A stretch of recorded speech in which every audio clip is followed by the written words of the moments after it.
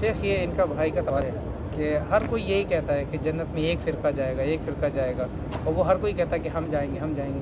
بھائی پوچھنا چاہتے ہیں صحیح کیا ہے؟ یعنی جنتی فرقہ حقیقت میں کون سا فرقہ ہے اور اس کی علامت کیا ہے؟ علامتیں کیا ہے؟ دیکھیے الحمدللہ الحمدللہ الحمدللہ، جتنا بھی ہم اللہ کی تعریف کریں اتنا کم ہے.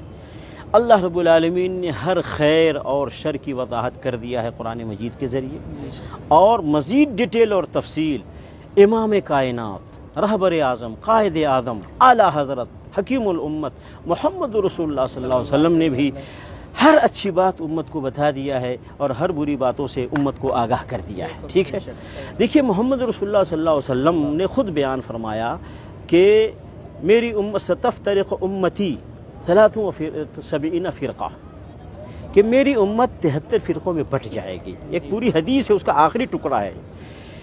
تو کلھا فی النار الا واحدہ،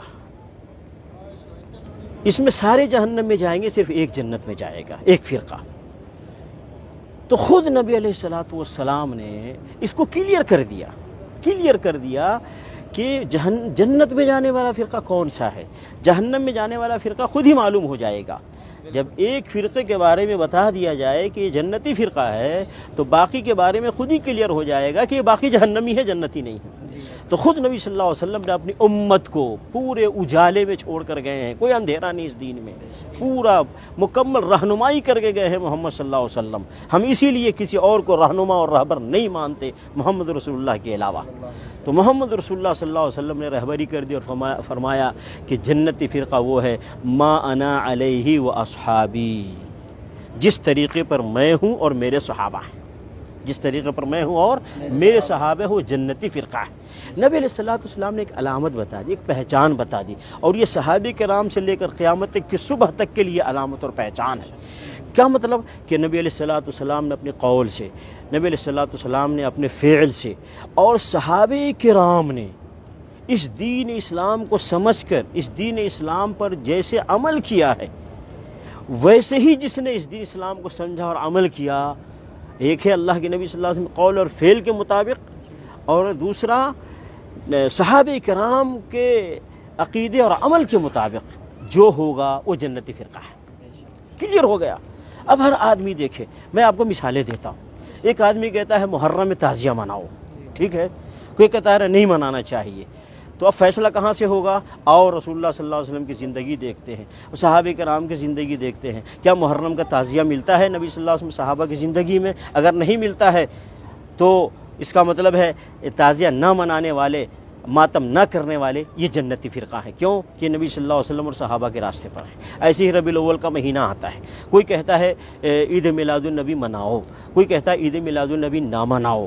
تو ہم جائیں گے، دیکھیں گے رسول اللہ صلی اللہ علیہ وسلم کی زندگی کو، صحابہ کرام کی زندگی کو، تو ہم دیکھتے ہیں کہ نبی صلی اللہ علیہ وسلم نے، صحابہ کرام نے عید میلاد النبی نہیں منایا. اس کا مطلب نہ منانے والے یہ نبی صلی اللہ علیہ وسلم کے طریقے پر بھی ہیں، صحابہ کرام کے طریقے پر بھی ہیں، تو یہ جنتی فرقہ ہے. اسی طریقے سے کوئی کہتا ہے کہ اولیاء کے مزار پر بلڈنگ بناؤ، اسی طریقے سے گنبد بناؤ، چادر چڑھاؤ، پھول چڑھاؤ، سجادہ نشین رکھو، اور اسی طریقے مجاور رکھو، اور اسی طریقے سے عرس مناؤ.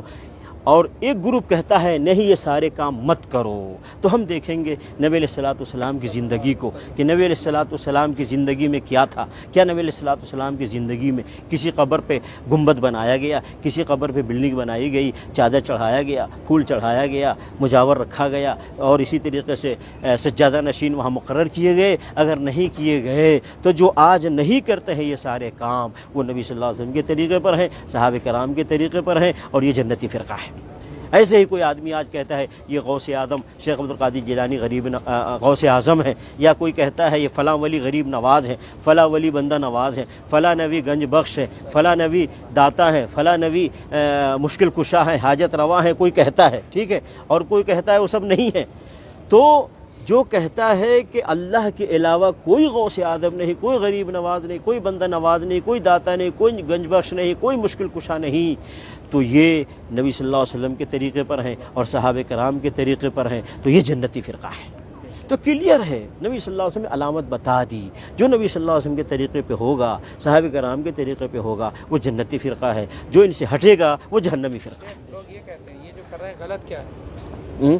یہ کر رہے ہیں، یہ جو کر رہے ہیں غلط کیا ہے، محبت کے نام بھی تو کر رہے ہیں۔ دیکھیے اسلام اللہ کے حکم اور محمد رسول اللہ صلی اللہ علیہ وسلم کے طریقے پر پابندی کا نام ہے، جی کہ جو حکم اللہ کی طرف سے آیا ہے، جو طریقہ محمد صلی اللہ علیہ وسلم ثابت ہے، ہمیں اس کی پابندی کرنی ہے، اور جو حکم نہیں ہے اللہ کی طرف سے، جو ثابت نہیں رسول اللہ صلی اللہ علیہ وسلم کی طرف سے، وہ ہمیں نہیں کرنا ہے، چاہے وہ کتنا ہی وہ عمل کتنا ہی اچھا لگے۔ میں ایک مثال دیتا ہوں، ایک مؤذن اذان دیتا ہے، اللہ اکبر لا الہ الا اللہ کہہ کے اذان مکمل کر لیتا ہے نا، اور ایسے ہی اقامت میں اللہ اکبر لا الہ الا اللہ کہہ کر کے اقامت مکمل کر لیتا ہے، ٹھیک ہے۔ اب ایک دن مؤذن صاحب اذان دیتے کہتے اللہ اکبر لا الہ الا اللہ محمد رسول اللہ، اقامت کہتا ہے اللہ اکبر لا الہ الا اللہ محمد رسول اللہ، اذان بھی مکمل کرتا ہے، اقامت بھی مکمل کرتا ہے۔ کیا خیال ہے یہ مؤذن صحیح ہے یا غلط ہے؟ غلط ہے، کیوں غلط ہے؟ اس نے اچھا ہی تو کیا ہے، برا کیا کیا؟ سنت کے خلاف کر دیا نا۔ ہاں، اسی پوائنٹ کو سامنے رکھنا ہے کہ دیکھنے میں کوئی بھی عمل کتنا ہی اچھا لگے، اگر وہ محمد رسول اللہ صلی اللہ علیہ وسلم سے ثابت نہیں ہے وہ عمل برا ہو جائے گا۔ تو لا الہ الا اللہ کے ساتھ محمد رسول اللہ کہنا یہ برا نہیں ہے، لیکن اس موقع پر محمد رسول اللہ کہنا رسول اللہ صلی اللہ علیہ وسلم سے ثابت نہیں ہے، اس لیے یہ برا ہے۔